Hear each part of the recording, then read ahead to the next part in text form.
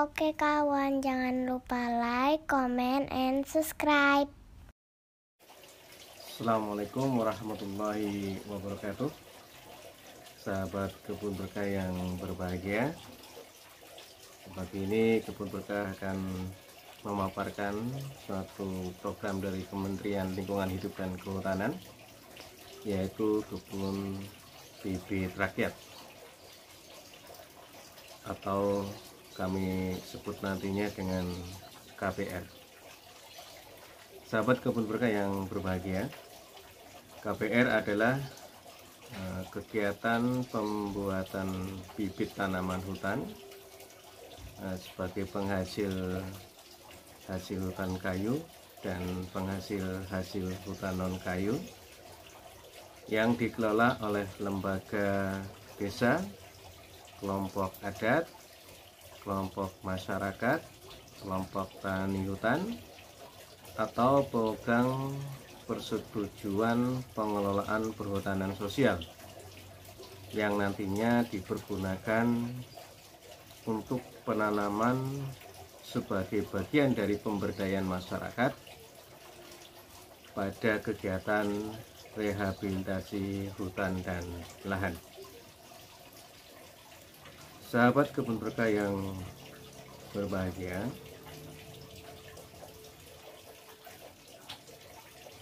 pelaksanaan Kebun Bibit Rakyat atau KBR dilakukan dengan beberapa tahapan. Yang pertama adalah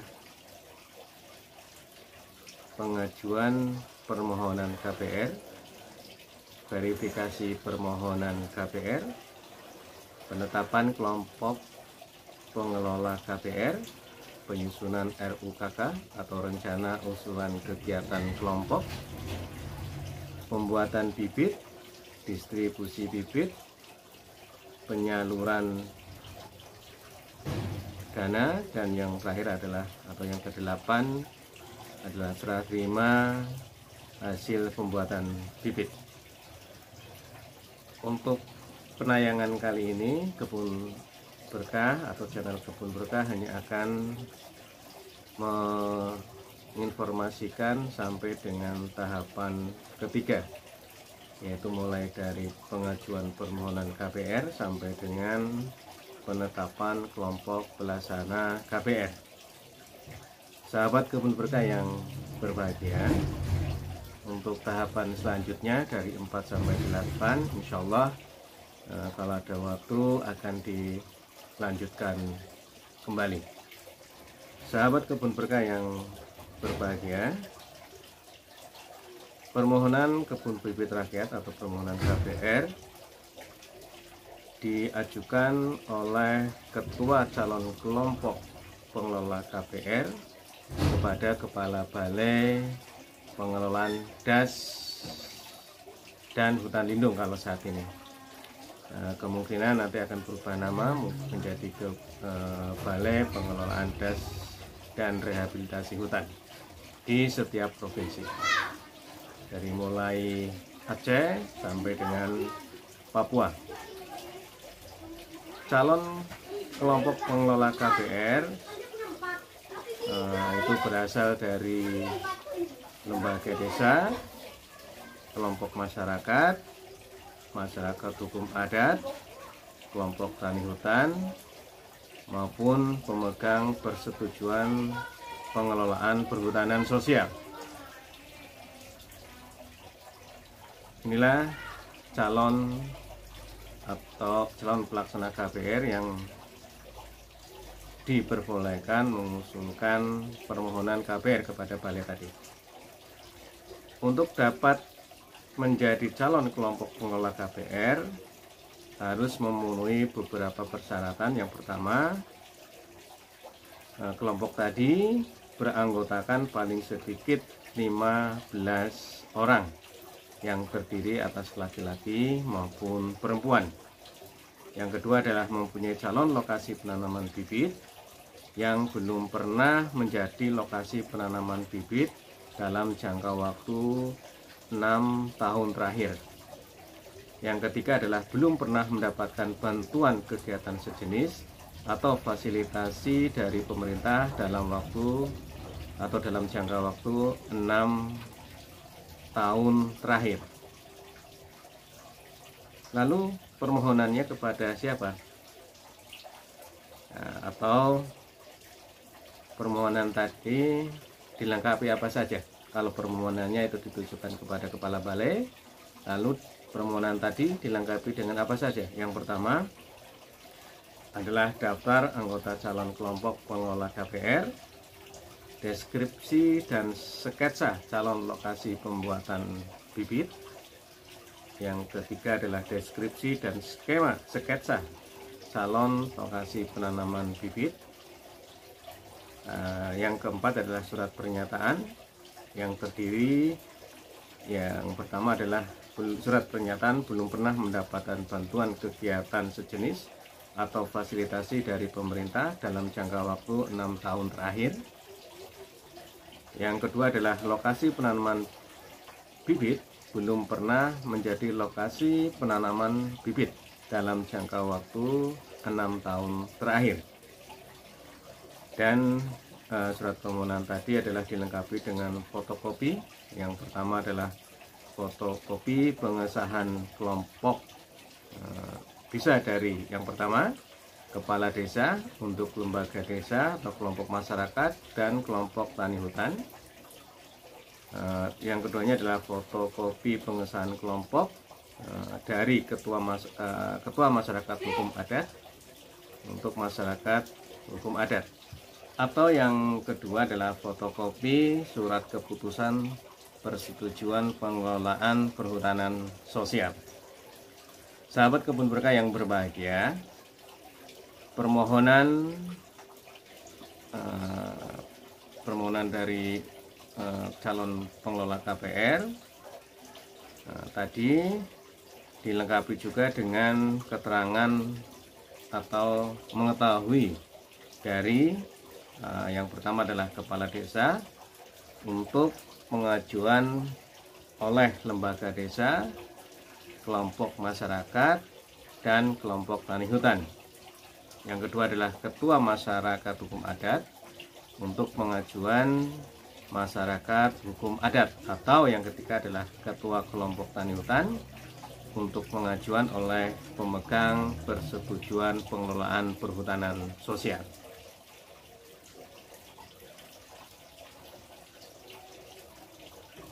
Sahabat kebun berkah yang berbahagia, adapun calon lokasi pembuatan bibit KPR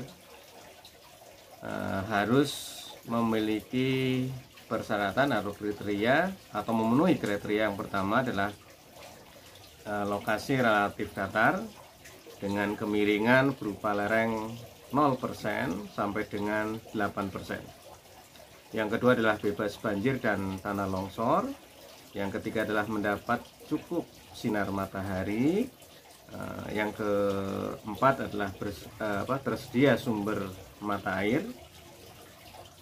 Yang kelima adalah aksesibilitas baik atau mudah dijangkau. Dan yang terakhir adalah khusus untuk jenis mangrove, berada pada lokasi yang dipengaruhi oleh pasang surut air laut. Dan calon lokasi penanaman bibit KPR juga memiliki kriteria. Yang pertama adalah berada pada lahan kritis, atau berada pada lahan terbakar, atau berada di lahan bekas kebakaran hutan dan lahan, dan atau lahan tidak produktif.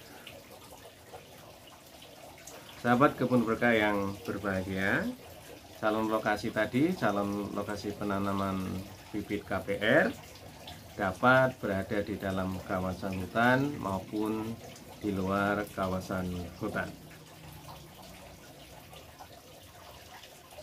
Berapa sih luasan calon lokasi penanaman bibit KPR? Luas lokasi penanaman KPR adalah 10 hektar untuk mangrove, dan 25 hektar selain ekosistem mangrove. Tahapan berikutnya adalah verifikasi terkait permohonan yang diusulkan oleh calon pengelola KPR. Tahap berikutnya adalah verifikasi. Verifikasi terhadap permohonan tadi dilakukan baik secara verifikasi administrasi maupun verifikasi teknis. Verifikasi administrasi dilakukan untuk memastikan pertama adalah legalitas kelembagaan, yang kedua adalah keabsahan keanggotaan, yang ketiga adalah jumlah dan domisili anggota, tentunya dari calon kelompok pengelola KPR. Sahabat kebun berkah yang berbahagia, hasil verifikasi administrasi tadi yang dilakukan oleh balai yang bisa melibatkan provinsi yang berwenang atau provinsi yang menangani bidang lingkungan hidup dan kehutanan, nanti hasilnya akan berupa hasil verifikasi administrasi yang dituangkan di dalam berita acara verifikasi. Sahabat kebun berkah yang berbahagia, setelah verifikasi administrasi lolos, maka calon kelompok pelaksana KPR akan diteruskan dengan verifikasi teknis. Verifikasi teknis ini terdiri dari pertama adalah kelayakan calon lokasi pembuatan bibit, yang kedua adalah kelayakan calon lokasi penanaman bibit. Sahabat kebun berkah yang berbahagia, hasil dari verifikasi teknis tadi juga akan dituangkan di dalam hasil verifikasi, atau hasil verifikasi tadi akan dituangkan di dalam berita acara sebagai rekomendasi kepada kepala balai untuk menetapkan calon pengelola KPR menjadi pengelola KPR. Begitulah tahapan-tahapan KPR yang tadi ada 8, kita baru menginformasikan 3 tahapan, yaitu tahapan usulan permohonan dari calon pengelola KPR. Dari permohonan tadi dilakukan verifikasi, dan hasil verifikasi ini yang dilakukan oleh tim menjadi rekomendasi ditetapkannya pelaksana pengelola KPR oleh kepala balai. Demikian yang kami dapat informasikan. Stay tune di channel Kebun Berkah. Semoga sehat selalu. Salam kebun berkah. Kebun berkah, wadah petani kecil. Assalamualaikum warahmatullahi wabarakatuh. Ini adalah contoh kegiatan pembuatan KPR di tahun 2021 di Balai Pengelolaan Das dan Hutan Lindung Waihapu Batu Merah Ambon atau Maluku. Ini adalah contoh bibit cengkeh raja di Laihitu. Ini kami lihat di bulan September 2021. Dan ada juga di negeri sebelahnya negeri 5 adalah Lili Boy di Laihitu Barat, juga kami cek di bulan September 2021. Mudah-mudahan bermanfaat bagi masyarakat. Terus semangat, jaga kesehatan.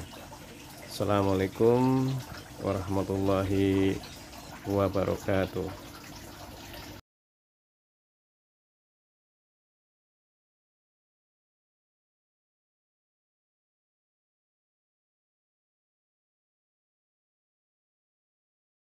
Oke kawan, jangan lupa like, comment, and subscribe.